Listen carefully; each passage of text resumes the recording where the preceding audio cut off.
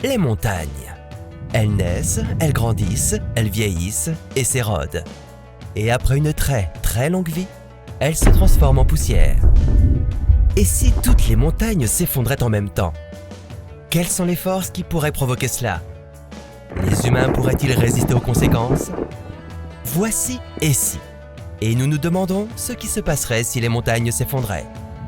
Nous voyons les montagnes se détériorer tout le temps. Un tremblement de terre qui a frappé l'Himalaya en 2015 a déclenché des milliers de glissements de terrain en même temps, ravageant les villages en dessous. La fonte de la glace peut également provoquer l'effondrement des flancs des montagnes si la glace fait partie de la structure même de la montagne. Les volcans constituent une autre grande menace.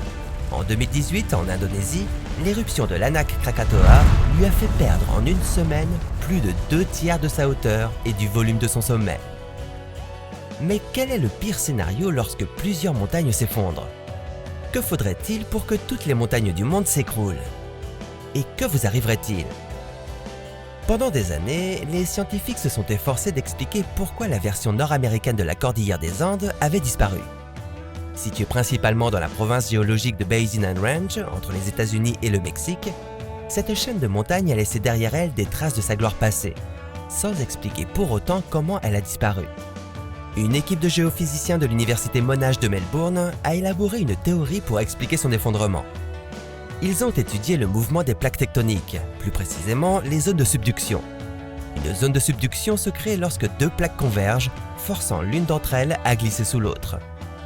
Les zones de subduction peuvent former des montagnes, mais elles peuvent aussi les faire tomber.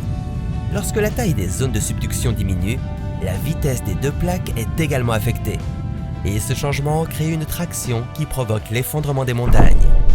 Bien sûr, cela ne se produit pas du jour au lendemain. La chute des montagnes de Basin and Range s'est étendue sur des dizaines de millions d'années.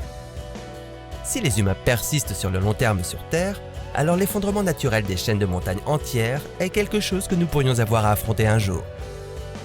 Projetons-nous maintenant dans un monde où la combinaison des tremblements de terre, de la fonte des glaces, de l'activité volcanique, de l'érosion et des dommages que les hommes se sont eux-mêmes infligés a soit anéanti, soit fortement réduit la quantité de montagnes de la Terre.